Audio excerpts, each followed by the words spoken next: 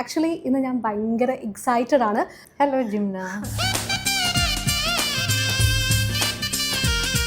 എല്ലാത്തിൻ്റെ ഔട്ട്പുട്ടിലും ആ ഒരു നമ്മളൊരു മാർക്ക് നമ്മൾ വിചാരിക്കുന്ന ഒരു പോയിന്റിൽ എത്തുക എന്ന് പറയുന്ന ഒരു ഡെസ്റ്റിനി ഒരു സിനിമയ്ക്ക് ഉണ്ടാകുന്നത് ഭയങ്കര അപൂർവമാണെന്ന് എനിക്ക് തോന്നിയിട്ടുണ്ട്. അപ്പം അങ്ങനെയുള്ളൊരു സിനിമയായിരുന്നു സമരംഗത്തിലെ. ഞാനുള്ളൊരു സിനിമ ഇപ്പോൾ പോലും എനിക്ക് കാണാൻ ഭയങ്കര ചമ്മലാണ്, ഞാൻ കാണാറില്ല.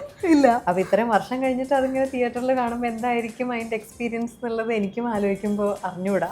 ഒരു സിനിമയിൽ ജയറാമേട്ടനും സുരേഷേട്ടനും ലാലേട്ടനും ഒന്നിച്ച് അഭിനയിക്കുന്നു എന്ന് പറയുന്നതിൻ്റെ അത് ശരിക്കും ഇപ്പം ആലോചിക്കുമ്പോഴാണ് അത് എന്തുമാത്രം സ്പെഷ്യലായിട്ടുള്ളൊരു സിനിമയായിരുന്നു എന്നുള്ളത്. ഇപ്പോഴത്തെ ഒരു കാലഘട്ടത്തിലായിരുന്നു ഞാൻ അഭിരാമി ആയിരുന്നതെന്നുണ്ടെങ്കിൽ ചിലപ്പോൾ കുറച്ചും കൂടി എനിക്ക് വന്ന് അറിഞ്ഞ് എന്തെങ്കിലുമൊക്കെ ചെയ്യാൻ പറ്റിയാണ്. ആ സമയത്തൊന്നും അതിനുള്ളൊരു അറിവും എനിക്ക് ഉണ്ടായിരുന്നില്ല. കാരണം എല്ലാവർക്കും ഉള്ള ഒരു ധൈര്യമാണ്, അതായത് it is okay to make mistakes as long as you learn from it. Exactly. എനിക്ക് തോന്നുന്നു സിയാദക്കെ പോലൊരു പ്രൊഡ്യൂസർ വന്നതുകൊണ്ടായിരിക്കണം ആണ് ശരിക്കും സമ്മർ ഇൻ ബത്ലഹേം ഇന്ന് നമ്മൾ കാണുന്ന ഒരു രൂപത്തിൽ മലയാള സിനിമയിൽ അത്രയും വലിയൊരു സക്സസ് ആയി മാറിയത്. മാതിരി ഞാൻ കണ്ടുമുട്ടിയിട്ടുള്ള ഈ സിനിമ കണ്ടിട്ടുള്ള എല്ലാവരും ചോദിച്ചിട്ടുള്ള ഒരു ചോദ്യമാണ്, ആരാണ് പൂച്ച അയച്ചത്? ഓരോരുത്തരും മാറി മാറി ചോദിച്ചു. സിബി സാറിന്റെ അടുത്തേച്ചു, സിയാദ് സാറിന്റെ അടുത്തേച്ചു, രഞ്ജിത്ത് സാറിന്റെ അടുത്തേച്ചു, ആരും അതാർക്കും അറിയുമെന്ന് എനിക്ക് തോന്നുന്നില്ല. ഇപ്പോൾ ഒരു റീ റിലീസ് ചെയ്യാനുള്ളൊരു തീരുമാനത്തിന് ഞാൻ തീർച്ചയായിട്ടും അപ്രീഷിയേറ്റ് ചെയ്തേ പറ്റുള്ളൂ.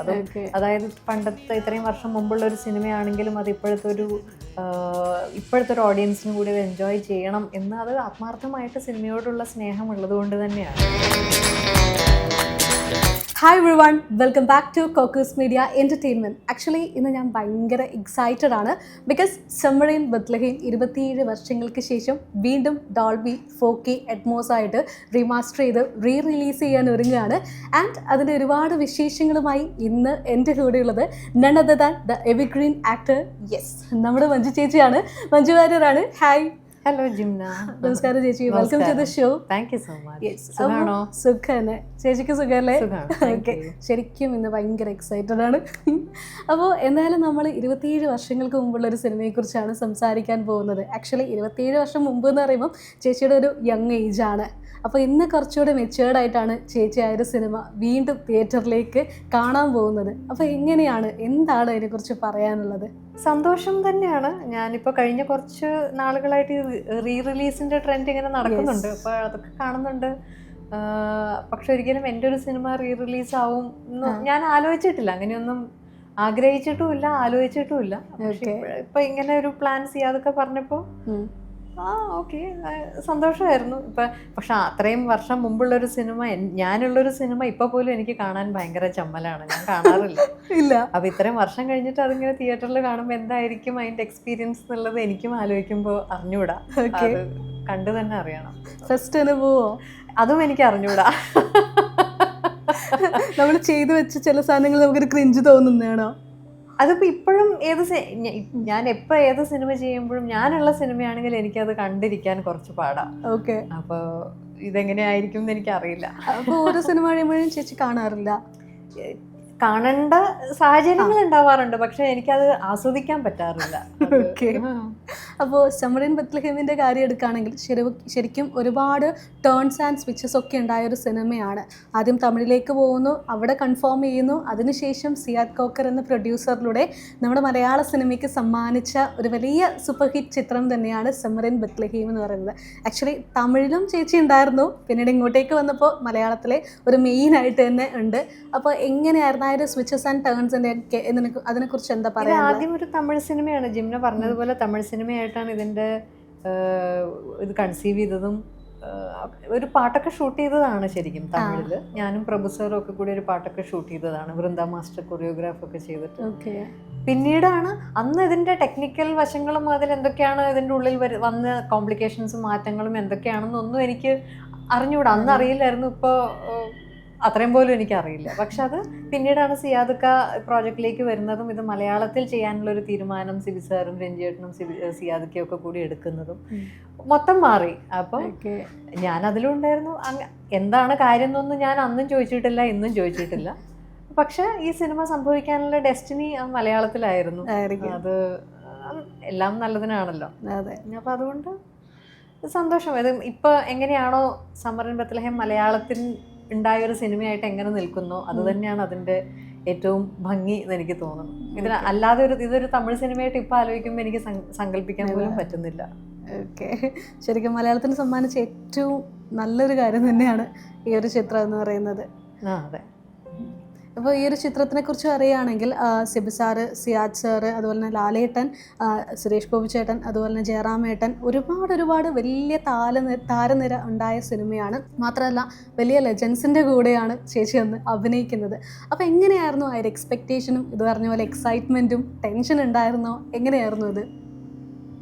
അങ്ങനെ ചോദിച്ചാൽ എനിക്ക് ആ സമയത്തൊന്നും ഇതിൻ്റെ ഒരു വലിപ്പം എത്രയായിരുന്നു എന്നുള്ളതോ അല്ലെങ്കിൽ ഇതൊരു മൾട്ടി സ്റ്റാർ സിനിമയുടെ ഒരു ഭാഗമാവുന്നതിൻ്റെ അങ്ങനെയൊന്നും ഞാൻ ആലോചിച്ചിട്ടില്ല. സിബി സാറിൻ്റെ കൂടെ ഞാൻ കളിവീടും പ്രണയവർണ്ണങ്ങളും ഓൾറെഡി ചെയ്ത് കഴിഞ്ഞിരുന്നു. രഞ്ജിയേട്ടനും ഒന്നിച്ച് കൃഷ്ണകുടിയിലൊരു പ്രണയകാലത്ത്, ആറാം തമ്പുരാൻ ഒന്നിച്ച് വർക്ക് ചെയ്ത് കഴിഞ്ഞിട്ടുള്ള ഒരു അടുപ്പം എന്തായാലും ഉണ്ടായിരുന്നു. അപ്പോൾ സിബി സാറും രഞ്ജിയേട്ടനും ഇങ്ങനെ ഒരു സിനിമ ചെയ്യുന്നു, സിയാദക്കയുടെ പ്രൊഡക്ഷൻ, പിന്നെ ഇത് ഓൾറെഡി തമിഴിന് വേണ്ടി ഇതിൻ്റെ കഥയൊക്കെ പറഞ്ഞതാണ്, ഇല്ല നമുക്കത് മലയാളത്തിൽ ചെയ്യാമെന്ന് പറയുന്നു. അപ്പം അങ്ങനെ ഈ നമ്മൾ എന്താ പറയുക, അപ്പോൾ അതിൻ്റെ ഒരു ഭാഗമാവാനുള്ളൊരു സന്തോഷവും എക്സൈറ്റ്മെൻറ്റും ഉണ്ടായി. അങ്ങനെ ചെയ്തു. അതല്ലാതെ ഇപ്പോഴാണ് ശരിക്കും അത് എത്ര വലിയൊരു പ്രോജക്റ്റ് ആയിരുന്നു. ശരിക്കും പറഞ്ഞാൽ എല്ലാ ഫാക്ടേഴ്സും ഏറ്റവും നന്നായിട്ട് നമ്മൾ ഒത്തുവരാൻ ആഗ്രഹിക്കും എല്ലാ സിനിമയ്ക്കും. പക്ഷെ അങ്ങനെ സംഭവിച്ച് അതിൻ്റെ ഔട്ട്പുട്ട് അത്രയും സക്സസ്ഫുൾ ആവുന്ന അങ്ങനെ ഒരു റിസൾട്ട് കിട്ടുന്ന സിനിമകൾ ഒരു പക്ഷെ എല്ലാം നല്ല ഉദ്ദേശത്തോടു കൂടിയാണ് ചെയ്യുന്നതെങ്കിലും എല്ലാത്തിൻ്റെ ഔട്ട്പുട്ടിലും ആ ഒരു നമ്മൾ വിചാരിക്കുന്ന ഒരു പോയിന്റിൽ എത്തുക എന്ന് പറയുന്ന ഒരു ഡെസ്റ്റിനി ഒരു സിനിമയ്ക്ക് ഉണ്ടാവുന്നത് ഭയങ്കര അപൂർവമാണെന്ന് എനിക്ക് തോന്നിയിട്ടുണ്ട്. അപ്പം അങ്ങനെയുള്ളൊരു സിനിമയായിരുന്നു സമരംഗത്തിലെ. ഇപ്പോൾ പാട്ടുകളാണെങ്കിൽ ഏറ്റവും മനോഹരമായിട്ടുള്ള പാട്ടുകളാണ്. കഥയുടെ കാര്യമാണെങ്കിലും ഭയങ്കര ലേയേഴ്സ് ഉള്ളൊരു, ഓരോ ക്യാരക്ടർ എടുത്താലും അവർക്ക് അവരവരുടേതായിട്ടുള്ള ഒരു ഭയങ്കര ഡീപ്പായിട്ടുള്ള ലേയേഴ്സ് ഉള്ളൊരു ഘടനയാണ് ഇതിൻ്റെ. റൊമാൻസ് ഉണ്ട്, വളരെ ബ്യൂട്ടിഫുൾ ആയിട്ടുള്ള ഒരു ലവ് സ്റ്റോറി ഇതിലുണ്ട്, ഹ്യൂമർ ഉണ്ട്, ഇമോഷൻസ് ഉണ്ട്. പിന്നെ ഈ പറയുന്നത് പോലെ ഒരു സിനിമയിൽ ജയറാമേട്ടനും സുരേഷ് ഏട്ടനും ലാലേട്ടനും ഒന്നിച്ച് അഭിനയിക്കുന്നു എന്ന് പറയുന്നതിൻ്റെ അത് ശരിക്കും ഇപ്പം ആലോചിക്കുമ്പോഴാണ് അത് എന്തുമാത്രം സ്പെഷ്യൽ ആയിട്ടുള്ള ഒരു സിനിമയായിരുന്നു എന്നുള്ളത് മനസ്സിലാവുന്നത്. അപ്പം അന്ന് അതിൻ്റെ ഒന്നും ഒരു ആഴം എനിക്ക് അറിയില്ലായിരുന്നു. ഇപ്പം ആലോചിക്കുമ്പോൾ സന്തോഷമുണ്ട്, അങ്ങനെ ഒരു സിനിമയുടെ ഭാഗമാവാൻ സാധിച്ചതിൽ സന്തോഷമുണ്ട്. ഇനിയിപ്പോൾ നമ്മൾ അഭിരാമി എന്നുള്ളൊരു ക്യാരക്ടറിലേക്ക് എത്തുകയാണെങ്കിൽ 27 വർഷം മുമ്പ് അത്തരമൊരു ക്യാരക്ടർ അല്ലെങ്കിൽ അത്തരമൊരു ക്യാരക്ടറിസ്റ്റിക്സ് ഉള്ളൊരു പെൺകുട്ടി എന്ന് പറയുന്നത് ഒരുപക്ഷെ മലയാള സിനിമയിൽ അല്ലെങ്കിൽ നമ്മുടെ സമൂഹത്തിൽ വളരെ അപൂർവമായിരിക്കും. അപ്പോൾ ചേച്ചി എങ്ങനെയായിരുന്നു ആ ഒരു ക്യാരക്ടറിനെ ടേക്കപ്പ് ചെയ്തതും അതുപോലെ തന്നെ അന്നത്തെ ഓഡിയൻസ് എങ്ങനെയാണ് അത് റിസീവ് ചെയ്തത്, അക്സെപ്റ്റ് ചെയ്തത്? ഓഡിയൻസ് തീർച്ചയായിട്ടും നല്ല രീതിയിൽ തന്നെയാണ് അക്സെപ്റ്റ് ചെയ്തത്.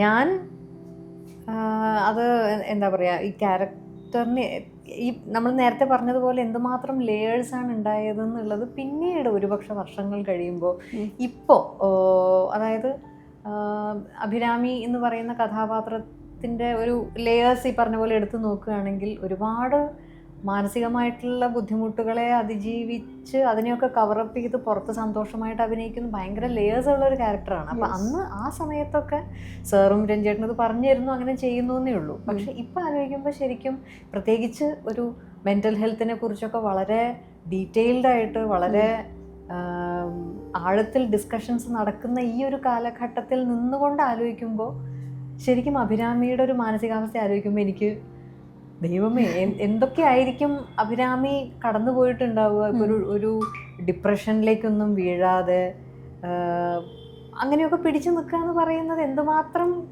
ഒരു മെൻ്റൽ ഹെൽത്തിൻ്റെ ഒരു ജേണി ആയിരുന്നിരിക്കും അഭിരാമിയുടേതെന്ന് ഇപ്പോൾ ആലോചിക്കുമ്പോൾ എനിക്ക് ഞാനിങ്ങനെ അത്ഭുതത്തോടെ ചിന്തിക്കുക. ഇപ്പം ഈ സമരൻ ബത്ലഹേമിൻ്റെ ഡിസ്കഷൻസ് വന്നപ്പോൾ അതിനെക്കുറിച്ച് ആലോചിച്ചപ്പോൾ ഞാൻ ഭയങ്കര അത്ഭുതത്തോടു കൂടിയിട്ട് ഞാൻ ഒന്ന് അഭിരാമിയായിട്ടൊന്ന് ചിന്തിച്ച് നോക്കി. അത് ഇപ്പോഴത്തെ കുട്ടികളുടെ ഒരു സ്മാർട്ട്നെസ്സും അല്ലെങ്കിൽ ഇപ്പോഴത്തെ ഒരു കാലഘട്ടത്തിലായിരുന്നു ഞാൻ അഭിരാമി ആയിരുന്നതെന്നുണ്ടെങ്കിൽ ചിലപ്പോൾ കുറച്ചും കൂടി എനിക്ക് വന്ന് അറിഞ്ഞ് എന്തെങ്കിലുമൊക്കെ ചെയ്യാൻ പറ്റിയാണ്. ആ സമയത്തൊന്നും അതിനുള്ളൊരു അറിവും എനിക്ക് ഉണ്ടായിരുന്നില്ല. അപ്പോൾ സിബി സാറും രഞ്ജേട്ടനും പറഞ്ഞു തരുന്നു, അതുപോലെ ചെയ്യുന്നു എന്നുള്ളത് മാത്രമേ എനിക്ക് അന്നൊക്കെ ചെയ്യാൻ സാധിച്ചിട്ടുള്ളൂ.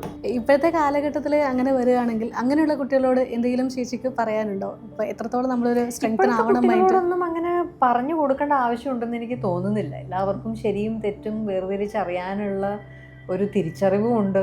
ഓക്കെ. പിന്നെ ഇപ്പോഴത്തെ ഒരു ഇതിൽ സോഷ്യൽ കണ്ടീഷൻസിൽ കാരണം എല്ലാവർക്കും ഉള്ള ഒരു ധൈര്യമാണ്. അതായത് it is okay to make mistakes as long as you learn from it. Exactly. As long as you learn something from it, it's okay to make mistakes എന്ന് പറയുന്നത് പോലെ അതിനുള്ളൊരു അറിവൊക്കെ ഇപ്പോഴത്തെ കുട്ടികൾക്ക് ഉണ്ട്. അത് ഇമോഷണൽ ഒരു ജേർണി മാനേജ് ചെയ്യാനുള്ള നല്ല മെൻ്റൽ സ്ട്രെങ്ത് ഉണ്ട്. അതിന് ആവശ്യമുള്ള സപ്പോർട്ട് സിസ്റ്റം ചുറ്റുമുണ്ട്. അപ്പം അതൊക്കെ വെച്ച് നോക്കുമ്പോൾ ഇപ്പോഴത്തെ കുട്ടികളുടെ അടുത്തുനിന്ന് നമ്മളാണ് കണ്ടുപഠിക്കേണ്ടത് പല കാര്യങ്ങൾ. ഓക്കെ. അപ്പോൾ ബാക്ക് ടു സിമറിൻ ബത്ലഹേം. ആക്ച്വലി ഇപ്പം രഞ്ജിത്ത് സാറ് അതുപോലെ തന്നെ സിബി സാറ്, സിയാദ് സാറ് കുറച്ച് പേര് പറഞ്ഞിട്ടുണ്ടായിരുന്നു ഈ ഒരു സിനിമ എന്ന് പറയുന്നത് ആ ഒരു ലൊക്കേഷൻ ടൈം എന്ന് പറയുന്നത് ഒരു വെക്കേഷൻ മോഡായിരുന്നു. അവരുടെയൊക്കെ ഫാമിലി മെമ്പേഴ്സ് ഉണ്ടായിരുന്നു. ശരിക്കും ഒരു വെക്കേഷൻ മോഡായിരുന്നു. അത്രയും സ്ട്രെസ്ഫുൾ ഒന്നും ആയിരുന്നില്ല. ഭയങ്കര കൂളായിട്ട് ഹാപ്പി ആയിട്ട് എടുത്ത മൂവിയാണ്. അപ്പോൾ ചേച്ചിക്ക് എങ്ങനെയാണ് ആ ഒരു ലൊക്കേഷൻ ഓർമ്മകൾ പറയാനുള്ളത്? ഇതിൽ ശരിക്കും ഈ സിനിമയിൽ കാണുന്നത് പോലെ തന്നെയുള്ള ഒരു സമ്മർ ക്യാമ്പ് പോലെയുള്ള ഒരു അന്തരീക്ഷമായിരുന്നു. കാരണം ഇത്രയും എന്നും ലൊക്കേഷനിൽ എല്ലാവരും ഉണ്ടാവും. ഒരു എത്ര പെൺകുട്ടികൾ ഉണ്ടായിരുന്നു എന്ന് പോലും എനിക്ക് 10 കുട്ടികളെ പറ്റി ഉണ്ടായിരുന്നു. അപ്പൊ ഇവരെല്ലാവരും എപ്പോഴും ലൊക്കേഷനിൽ ഉണ്ടാവും. അപ്പൊ അതിൻ്റെതായിട്ടുള്ള ഒരു വൈബ്രന്റ് ഒരു അറ്റ്മോസ്ഫിയർ എന്തായാലും ഉണ്ടായിരുന്നു. പിന്നെ ജയറാമേട്ടനും സുരേഷ് ചേട്ടനും, ജയറാമേട്ടനൊക്കെ കാര്യം അറിയാലോ, ലൊക്കേഷനിൽ മണിച്ചേട്ടൻ ലൊക്കേഷനിൽ എപ്പോഴും തമാശ കഥകളും ഓരോ ഷോട്ട് കഴിയുമ്പോഴും ഇങ്ങനെ ഇവരുടെ കഥകൾ കേട്ട് നമുക്ക് ഷോട്ടിനെ വിളിക്കും, അയ്യോ ഈ കഥയും കൂടെ കേട്ടിട്ട് പോവാം, ഈ കഥയും കൂടെ കേട്ടിട്ട് പോവാന്നുള്ളൊരു ഇതായിരുന്നു. പിന്നെ അത് കഴിഞ്ഞിട്ട് എല്ലാവരുടെ എനിക്ക് തോന്നുന്ന ഒരു മാർച്ച് ഏപ്രിൽ സമയത്തായിരുന്നു എൻ്റെ ഷൂട്ടിംഗ്. അപ്പോൾ അത് കാരണം എല്ലാവരുടെ ഫാമിലീസും ഇടയ്ക്ക് വരുമായിരുന്നു. ഇപ്പോൾ ജയറാമേട്ടൻ അശ്വതി ചേച്ചിയും മക്കളും വരുമായിരുന്നു, സുരേഷ് ചേട്ടനും രാധിക ചേച്ചിയും മക്കളും വരുമായിരുന്നു, സിബി സാറിൻ്റെ ഫാമിലി, സിയാദ് കയുടെ ഫാമിലി, എല്ലാവരും ഇങ്ങനെ ഇടയ്ക്കിടയ്ക്ക് വന്ന് വിസിറ്റ് ചെയ്ത് പോകുമായിരുന്നു. അപ്പോൾ ടോട്ടലി ഒരു സുകുമാരിയമ്മ ഉണ്ടായിരുന്നു. സുകുമാരിയമ്മയും ജനാർദ്ദനൻ ചേട്ടനും ഉണ്ടായിരുന്നു. അപ്പോൾ സുകുമാരിയമ്മ ഇടയ്ക്ക് ഭക്ഷണമൊക്കെ ഉണ്ടാക്കി തരുന്നതും അങ്ങനെ അവിടെയൊക്കെ തന്നെ ചെറിയ കിച്ചൺ സെറ്റപ്പ് ഒക്കെ ആക്കിയിട്ട് സുകുമാരിയമ്മയുടെ ഭക്ഷണങ്ങൾ ഞങ്ങൾക്ക് ഉണ്ടാക്കി തരും. അപ്പോൾ എല്ലാം കൂടി ഒരു വെക്കേഷൻ അല്ലെങ്കിൽ ഒരു സമ്മർ ക്യാമ്പിൽ ഇരിക്കുന്ന അതേ ഒരു മെൻ്റൽ ഒരു റിലാക്സേഷൻ തീർച്ചയായിട്ടും അതെനിക്ക് ഓർമ്മയുണ്ട്. ആ സമയത്ത് ആ ഷൂട്ടിങ്ങിൻ്റെ ദിവസങ്ങളൊക്കെ പിന്നെ നല്ല ക്ലൈമറ്റും, ഊട്ടിയിലായിരുന്നു, ഗ്ലിൻഗർത്ത് എന്ന് പറയുന്ന ഒരു ബംഗ്ലാവിലായിരുന്നു, നല്ല ഭംഗിയുള്ള സ്ഥലം. പിന്നെ ചെയ്യാനും ഭയങ്കര രസമാണ്, സീൻസും ഭയങ്കര രസമായിരുന്നു, പാട്ടുകളും ഡാൻസും എല്ലാം ഉണ്ടല്ലോ. വലിയൊരു മിക്സപ്പ് മൂവി. അതെ അതെ അതെ. അപ്പൊ അതുകൊണ്ട് നല്ല ഓർമ്മകൾ മാത്രമേ ഉള്ളൂ സമ്മർ ഇൻ ബത്ലഹേം എന്ന് പറയുമ്പോൾ. ഏതെങ്കിലും പെർട്ടിക്കുലർ ആയിട്ട് ഏതെങ്കിലും ഓർമ്മ എന്തെങ്കിലും? അയ്യോ, ഇഷ്ടം പോലെ ഉണ്ട്. അങ്ങനെ ഒരെണ്ണം എടുത്തു പറയാന്ന് പറഞ്ഞാൽ ബുദ്ധിമുട്ടാണ്. ഇതൊക്കെ തന്നെ, അതായത് ഓരോ ദിവസവും ഇങ്ങനെ ഓരോ കഥകളും ഭയങ്കര രസമുള്ള ഒരു അറ്റ്മോസ്ഫിയർ ആയിരുന്നു. അപ്പോൾ എന്തായാലും സിനിമയിലേക്ക് വരികയാണെങ്കിൽ ആക്ച്വലി നമുക്ക് ഒരുപാട് കാര്യങ്ങൾ ഇപ്പം സിനിമയെക്കുറിച്ച് പറയാനുണ്ട്. ഇപ്പം ഈ ഒരു സിനിമയിലെ സോങ് ചേച്ചി ഇപ്പോൾ എടുത്ത് പറഞ്ഞിട്ടുണ്ടായിരുന്നു. ആക്ച്വലി ആ ഒരു സോങ് ഇപ്പം സ്റ്റാർട്ടിങ്ങിൽ തന്നെ ചുളമടിച്ച് കറങ്ങി നടക്കും, അതൊരു വൈബാണ്. ആൻഡ് അടുത്ത സോങ് വേറൊരു വൈബ്. ഓരോന്നും ഓരോ സ്റ്റൈലിലാണ് വരുന്നത്. ഇപ്പം എനിക്ക് തോന്നുന്നു ചേച്ചിയുടെ ഒരു പ്രൊഫൈൽ അല്ലെങ്കിൽ ഒരു പോർട്ട്ഫോളിയോ അങ്ങനെയൊക്കെ സ്ക്രീൻ ചെയ്യുകയാണെങ്കിൽ ആദ്യം വരുന്ന ഏറ്റവും ഇമ്പോർട്ടൻസ് ഉള്ളൊരു സോങ് എന്ന് പറയുന്നത് ഈ ഒരു ചൂളമടിച്ച് കറങ്ങി നടക്കും. ആ ഒരു സോങ്ങിന് വലിയൊരു പ്രത്യേകതയുണ്ട്. പിന്നെ കൺഫ്യൂഷൻ തീർക്കണമേ വേറൊരു തീമാണ്. സോ ഈ ഒരു പാട്ടുകളൊക്കെ അപ്പം ചേച്ചിയുടെ ഒരു ക്യാരക്ടറിനെ, അപ്പം അത് മാത്രമല്ല ചേച്ചിയുടെ ഒരു ആക്ടർ എന്നുള്ളൊരു ലൈഫിനെ എത്രത്തോളം ഭംഗിയായിട്ട് മോൾഡ് ചെയ്തിട്ടുണ്ടെന്ന് തോന്നുന്നു. ബിക്കോസ് പിന്നീട് പലപ്പോഴും നമുക്ക് ഒരുപാട് ഇപ്പം പെർട്ടിക്കുലറായിട്ട് ഒരു സിനിമയുടെ പേരിൽ അറിയപ്പെടുക അല്ലെങ്കിൽ ഒരു പാട്ട് നമുക്കായിട്ട് പാട്ട് സ്വന്തമായിട്ട് ഉണ്ടാവുക എന്നൊക്കെ പറയുമ്പോൾ അത് എത്രത്തോളം ഒരു ഹാപ്പിനെസ് സമ്മാനിച്ചിട്ടുണ്ടായിരുന്നു. സന്തോഷം തന്നെയാണ്. കാരണം ഇതിനൊക്കെ ഒരു ഭാഗ്യം ഉണ്ടാവുക എന്ന് പറയുന്നതാണ് എന്നെ സംബന്ധിച്ച് ഏറ്റവും വലിയ സന്തോഷം. കാരണം ഇതൊന്നും നമ്മളായിട്ട് ഉണ്ടാക്കുന്നതല്ല. ഇതിന് നല്ലൊരു കഥ രഞ്ജേട്ടൻ ആലോചിക്കുകയും അതിനനുസരിച്ചുള്ള ഒരു ക്യാരക്ടർ ബിൽഡ് ചെയ്തുകൊണ്ട് രഞ്ജേട്ടൻ എഴുതുന്നു. സിബി സാറിൻ്റെ പോലെയുള്ള ഒരു എന്താ പറയുക, അത്രയും എക്സ്പീരിയൻസ്ഡ് ആയിട്ടുള്ള അത്രയും ഒരു ബ്രില്യൻ്റ് ആയിട്ടുള്ളൊരു സംവിധായകൻ്റെ കയ്യിൽ ഈ കഥ കിട്ടുന്നു. സിയാദൊക്കെ പോലെ എല്ലാ ഇൻഗ്രീഡിയൻസും അതായത് ഒരുമിച്ച് കൊണ്ടുവരാൻ കഴിവുള്ളൊരു പ്രൊഡക്ഷൻ ഹൗസുമായിട്ട് സിയാദൊക്കെ നിൽക്കുന്നു. ഒപ്പം അഭിനയിക്കാൻ ഇത്രയും ബ്യൂട്ടിഫുൾ ആയിട്ടുള്ള ആർട്ടിസ്റ്റുകളുണ്ട്. ഇത്രയും ഗിരീഷേട്ടൻ്റെ വരികളും വിദ്യാജിയുടെ മ്യൂസിക്കും ഒക്കെ ആയിട്ട്. പിന്നെ ഇതിലെ വിഷ്വൽസ് ആണെങ്കിലും സഞ്ജീവ് ശങ്കറാണ് ഇതിൻ്റെ ക്യാമറ. ഭയങ്കര ബ്യൂട്ടിഫുൾ ആയിരുന്നു ഇതിൻ്റെ വിഷ്വൽസ് ഒക്കെ. ഇതിൻ്റെ കോസ്റ്റ്യൂംസിനെ കുറിച്ചൊക്കെ ഇപ്പോഴും വളരെ ഇപ്പൊ കണ്ടാലും ഭയങ്കര ഫ്രഷ്നെസ് തോന്നുന്ന രീതിയിലുള്ള കോസ്റ്റ്യൂംസ് ആണെന്നൊക്കെ. SB സതീഷ് ആയിരുന്നു. അപ്പൊ ഇതിന്റെ ഒക്കെ ഒരു കോമ്പിനേഷനിൽ ഫ്രെയിമിൽ നിൽക്കാൻ ഉള്ളൊരു ഭാഗ്യം ഒരു ആക്ടർ എന്നുള്ള നിലയ്ക്ക് എനിക്ക് കിട്ടി എന്നുള്ളതിന്റെ ഒരു ബോധ്യം എനിക്കുണ്ട്. അപ്പൊ അതുകൊണ്ട് അതിൻ്റെയൊക്കെ സന്തോഷം എനിക്കുണ്ട് എന്ന് എനിക്ക് പറയാനുള്ളൂ. അല്ലാതെ ഞാനായിട്ടോ ഇതിനു വേണ്ടി ഒന്നും ചെയ്തിട്ടില്ല. ഓക്കെ. ഇപ്പം കോസ്റ്റ്യൂമിൻ്റെ കാര്യം ചേച്ചി പറഞ്ഞു. ആക്ച്വലി എവർഗ്രീൻ ആയിട്ട് നിൽക്കുന്ന കോസ്റ്റ്യൂമാണ്. ശരിക്കും ഒരു മൂവിയിൽ ഇത്രയധികം കോസ്റ്റ്യൂം ചേഞ്ച് വരുന്നൊരു മൂവി കൂടിയാണ് അല്ലേ? ഒരു പർട്ടിക്കുലർ സിനിമയിൽ ഇത്രയും പേര് അവരിങ്ങനെ സ്വിച്ച് ചെയ്തുകൊണ്ടിരിക്കുകയാണ്. നിങ്ങൾ തന്നെ പറഞ്ഞൊരു 10-11 പെൺകുട്ടികൾ, അതിനിടയ്ക്ക് ഇപ്പൊ ഇവര് ചേട്ടന്മാരൊക്കെ ഉണ്ട്. എല്ലാരും ഇങ്ങനെ സ്വിച്ച് ചെയ്തുകൊണ്ടിരിക്കുകയാണ്. ഓരോ പാട്ടിനും ഓരോന്നാണ് വരുന്നത്. അത് ഇത്രയും പാട്ടുകളും കളർഫുൾ ആയിട്ടുള്ള പാട്ടുകളും ഉണ്ട്. ഇത്രയും കോസ്റ്റ്യൂംസ് അതിനു വേണ്ടി എനിക്ക് തോന്നുന്നു ഇത്രയും കോസ്റ്റ്യൂംസ് ക്യൂറേറ്റ് ചെയ്തിട്ടുണ്ട്. അതെ, ശരിക്കും വേറൊരു മൂവിയിൽ നമ്മൾ അത്രയും കോസ്റ്റ്യൂമിന്റെ ഡിപ്പാർട്ട്മെന്റ് എടുക്കുകയാണെങ്കിൽ ഇത്രയും ഒരു കോസ്റ്റ്യൂം എനിക്ക് അങ്ങനെ അറിയില്ല. പക്ഷെ ഇത് രസമായിരുന്നു. അതെ, ഇപ്പൊ ചേച്ചി പറഞ്ഞ പോലെ ഇപ്പം ഇപ്പോഴും നമ്മൾ പല കോമന്റ്സ് എടുത്ത് നോക്കുകയാണെങ്കിലും ഇപ്പം കോസ്റ്റ്യൂമിന് ഒരു പ്രത്യേക ഇമ്പോർട്ടൻസ് എല്ലാവരും പറയാറുണ്ട്, ഇന്നും ലൈവ്ലി ആയിട്ട് നിൽക്കുന്നത്. അപ്പോൾ കോസ്റ്റ്യൂം ഡിപ്പാർട്ട്മെന്റിനെ കുറിച്ച് പ്രത്യേകമായിട്ട് എന്തെങ്കിലും പറയാനുണ്ടോ? SB സതീഷ് ചേട്ടനായിരുന്നു കോസ്റ്റ്യൂമിന്റെ ഇൻചാർജ്. അപ്പോൾ അത് അന്നും എനിക്ക് മോഡേൺ വസ്ത്രങ്ങളെ കുറിച്ചുള്ള ഒരു ധാരണയൊന്നും അന്ന് ഉണ്ടായിരുന്നില്ല. ഓക്കെ. അപ്പോൾ ഞാൻ ഒരു മോഡേൺ ഔട്ട്ഫിറ്റിൽ കണ്ടിട്ട് നല്ല രസമുണ്ട് എന്ന് ഞാനൊരു അഭിപ്രായം കേട്ട എനിക്ക് തോന്നുന്നു അതിന് മുമ്പ് അങ്ങനെ ഉണ്ടായിട്ടുണ്ടോ എന്ന് എനിക്ക് അറിഞ്ഞുകൂടാ. അങ്ങനെ നാടൻ പെൺകുട്ടി എന്നുള്ള അങ്ങനെ ഒരു കൂടുതൽ സിനിമകളിലും നാടൻ കഥാപാത്രങ്ങളായിരുന്നു. അപ്പൊ ഇങ്ങനെ അങ്ങനെ ഒരു ഭയങ്കര ഒരു ഡ്രാസ്റ്റിക് ചേഞ്ചോ ഭയങ്കര ഫ്രഷ്നെസ്സോ തോന്നിയത് കൊണ്ടായിരിക്കാം. പിന്നെ എനിക്ക് എൻ്റെ ഒരു ബോഡി ടൈപ്പിന് ചേരുന്ന രീതിയിൽ അത് സതീഷ് ചേട്ടൻ്റെ ടീമും അങ്ങനെ ഓരോ കോസ്റ്റ്യൂംസ് ഡിസൈൻ ചെയ്തെടുത്തതും ഒക്കെ അതിനൊക്കെ ക്രെഡിറ്റ് അവർക്ക് തന്നെ കൊടുക്കാനുള്ളൂ. ഓക്കെ. ഒരു പക്ഷെ മോഡേൺ ഔട്ട്ഫിറ്റ്സ് ഇടാനുള്ള കോൺഫിഡൻസ് എനിക്ക് ചിലപ്പോൾ ഒരു പക്ഷെ അറിഞ്ഞോ അറിയാതെയോ കിട്ടിയത് ഈ ഒരു സിനിമയുടെ കോസ്റ്റ്യൂംസിൽ നിന്നായിരിക്കാം, എനിക്കറിയില്ല. അപ്പോൾ എന്തായാലും ഇപ്പം കുറേ കാര്യങ്ങൾ നമ്മൾ പറഞ്ഞിട്ടുണ്ടായിരുന്നു. അതിലൊരു പർട്ടിക്കുലർ സീൻ എടുക്കുകയാണെങ്കിൽ കുതിരയുടെ പുറത്തുനിന്ന് ചേച്ചി വീഴുന്നൊരു സീനുണ്ട്. അപ്പോൾ എങ്ങനെയായിരുന്നു അത് ശരിക്കും ആ ഒരു സീൻ എടുത്തത്? ശരിക്കും വീണിട്ടുണ്ടായിരുന്നോ? കുതിര മറ്റേ പൊങ്ങിയപ്പോ അത് ബാക്കിലേക്ക് എങ്ങനെയായിരുന്നു അതിന്റെ ഒരു എടുത്തത് ആ ഒരു സീന്? മീൻസ് എങ്ങനെ, പ്രത്യേകിച്ച് എന്തെങ്കിലും പ്രിപ്പറേഷൻസോ പ്രിപ്പറേഷനൊന്നും ഉണ്ടായിരുന്നില്ല. അതിന് തൊട്ട് മുമ്പായിരുന്നു ദയ എന്ന് പറയുന്ന സിനിമയുടെ ഷൂട്ടിംഗ് ഒക്കെ. ഏകദേശം കുറച്ചൊക്കെ അതിന്റെ ഒരു ഭാഗം ഷൂട്ട് ചെയ്തത് സമറിൻ ബത്ലഹേമിന്റെ ഒരു ഷെഡ്യൂളിന്റെ ഇടയിലോ അങ്ങനെ എന്തോ ആയിരുന്നു. അപ്പൊ അത് കാരണം എനിക്ക് ദയ എന്ന സിനിമയ്ക്ക് വേണ്ടിയിട്ട് ഞാൻ ഹോഴ്സ് റൈഡിങ് പഠിച്ചിരുന്നു. അപ്പൊ ആ ഒരു ധൈര്യം എനിക്ക് ഉണ്ടായിരുന്നു എന്നാണ് എൻ്റെ ഓർമ്മ കേട്ടോ. എനിക്ക് കൃത്യമാണോ എന്ന് എനിക്ക് അറിഞ്ഞൂടാ. പക്ഷെ അങ്ങനെ കുതിര ഓടിക്കാൻ ആ സമയത്ത് വലിയ ഒരു ബുദ്ധിമുട്ടുണ്ടായില്ല. ഇതുകൊണ്ടായിരിക്കും ദയയില് ചെയ്ത ഹോഴ്സ് റൈഡിങ് പ്രാക്ടീസിന്റെ ഒരു എക്സ്പീരിയൻസ് കൊണ്ടായിരിക്കാം. ഓക്കെ. പെട്ടെന്ന് ഇപ്പം നമ്മൾ കുതിരയിലേക്ക് കയറാൻ പറയുന്നു, അതിൽ തന്നെ വീഴുകയും വേണം, അങ്ങനെ ഒരു സീക്വൻസ് ഉണ്ടല്ലോ. അത് വീണിരുന്നു ആ സമയത്ത്. ഇങ്ങനെ ഒന്നും അങ്ങനെ വീഴാൻ പറഞ്ഞാൽ വീഴും. ഇപ്പോഴാണെങ്കിൽ അയ്യോ കൈമുറിയോ കാൽമുറിയോ നമ്മള് ആ സമയത്ത് എന്തോ ആ സമയത്തുള്ളൊരു ഇപ്പം എന്താ പറയുക, ഇപ്പം ആലോചിക്കുമ്പോൾ അതൊക്കെ ശരിക്കും പറഞ്ഞൊരു ഇഗ്നറൻസ് ആണ്. അങ്ങനെ ശരിക്കും വീണാൽ എവിടെയെങ്കിലും ഇടിച്ചാലോ ഒക്കെ അതിൻ്റെതായിട്ടുള്ള ആഘാതങ്ങൾ ഉണ്ടാവും. പക്ഷെ ആ ഒരു പ്രായത്തിൽ അതൊന്നും ആലോചിക്കുന്നില്ല. ചാടാൻ പറഞ്ഞാൽ ചാടും, വീഴാൻ പറഞ്ഞാൽ. നമ്മുടെ ഐത് കസിൻസ് നെല്ലിയാരാവത് ആ ഡയലോഗ് ഒന്നുകൂടെ പറയാമോ? അത് എളുപ്പമാണ്, ഏത് ഉറക്കത്തിൽ വിളിച്ചെണിപ്പിച്ചാലും എനിക്ക് പറയാൻ പറ്റും. ഐത് കസിൻസ് നെല്ലിയാരാവത് ഒബ്രു മതുവെ മാടിക്കൊണ്ടേ താത്തന്ത് പേഴ്സണൽ ആസ്തി എല്ലാം എനിക്ക് സിഗിച്ചു. ഇത് എത്രയാണ് പഠിച്ചിട്ടുണ്ടായിരുന്നു? പെട്ടെന്ന് ക്യാച്ച് ചെയ്തിട്ടുണ്ടായിരുന്നു? ആ സമയത്ത് കാണാപ്പാടം പഠിച്ചു കാണോ, എനിക്ക് ഓർമ്മയില്ല കേട്ടോ. ഇത്രയും വർഷമായല്ലോ. അതെ അതെ. ഓക്കെ. ഇപ്പം നമ്മുടെ ലാലേട്ടൻ്റെ ക്യാരക്ടർ എടുക്കുകയാണെങ്കിൽ വളരെ കുറച്ച് സമയം മാത്രമേ ലാലേട്ടൻ വരുന്നുള്ളൂ. ആ ഒരു എൻട്രി സോങ് പോലും സംതിങ് ഭയങ്കര ഡിഫറെൻ്റ് ആയിട്ടുള്ളൊരു സോങ് ആയിരുന്നു. ഭയങ്കര ആ ഒരു മ്യൂസിക്. അപ്പം കുറച്ച് സീനിൽ ഉണ്ടായിരുന്നെങ്കിലും ഒറ്റ സീനിൽ ഉണ്ടായിരുന്നില്ല, കുറച്ച് ഷോർട്സിൽ ഉണ്ടായിരുന്നെങ്കിലും ഭയങ്കര ഇമ്പാക്റ്റ് ഉള്ളൊരു കഥാപാത്രമായിരുന്നു. പക്ഷെ അതേസമയം തന്നെ നിരഞ്ജൻ പറയുന്നുണ്ട് നിരഞ്ജനൊരു തെറ്റാണ്, നിരഞ്ജനെ ഓർമ്മിപ്പിക്കുന്നതൊന്നും ഭൂമിയിൽ അവശേഷിക്കേണ്ട എന്ന് പറയുന്നുണ്ടായിരുന്നു. നിരഞ്ജനെ ചേച്ചിക്ക് ഇപ്പോൾ മഞ്ജു വാര്യർ എന്നൊരു നടിക്ക് ഏത് രീതിയിലാണ് ഡിഫൈൻ ചെയ്യാൻ തോന്നുന്നത്? അയ്യോ അങ്ങനെയൊന്നും, അതൊക്കെ അങ്ങേയറ്റം ഭംഗിയായിട്ട് ആ സിനിമയിൽ തന്നെ ഉണ്ട്. അപ്പൊ ഞാനൊക്കെ എന്തെങ്കിലും പറഞ്ഞാൽ തന്നെ അതിൻ്റെ ഒരു ഭംഗി കുറയുന്ന എനിക്ക് തോന്നണേ. ഓക്കെ.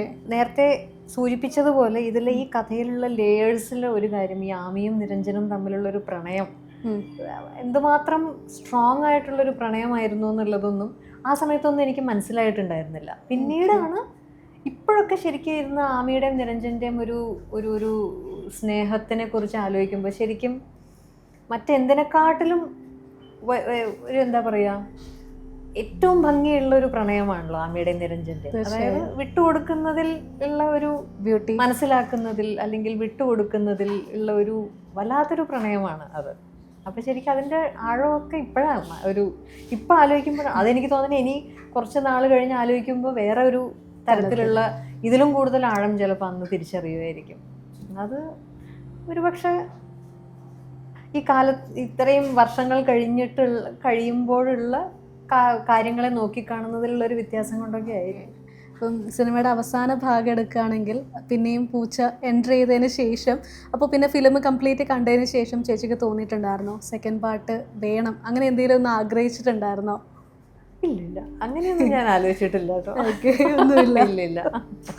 അല്ലെങ്കിൽ ഇതിനൊരു സെക്കൻഡ് പാർട്ട് വേണം, പൂച്ച അയച്ചത് ആരാണെന്ന് അത് ഞാൻ ചിന്തിച്ചിട്ടില്ല. എനിക്ക് തോന്നണ ഒരുമാതിരി ഞാൻ കണ്ടുമുട്ടിയിട്ടുള്ള ഈ സിനിമ കണ്ടിട്ടുള്ള എല്ലാവരും ചോദിച്ചിട്ടുള്ള ഒരു ചോദ്യമാണ്, ആരാണ് പൂച്ച അയച്ചത്? ഓരോരുത്തരും മാറി മാറി ചോദിച്ചു. സിബി സാറിന്റെ അടുത്ത് ചോദിച്ചു, സിയാദ് സാറിന്റെ അടുത്ത് ചോദിച്ചു, രഞ്ജിത്ത് സാറിന്റെ അടുത്ത് ചോദിച്ചു, ആരും അതാർക്കും അറിയുമെന്ന് എനിക്ക് തോന്നുന്നില്ല. എനിക്കെന്തായാലും അറിയില്ല ആരും പൂച്ച അയച്ചത്. അല്ല, ആ ഒരു ക്യൂരിയോസിറ്റി ഉണ്ടായിരുന്നില്ലേ?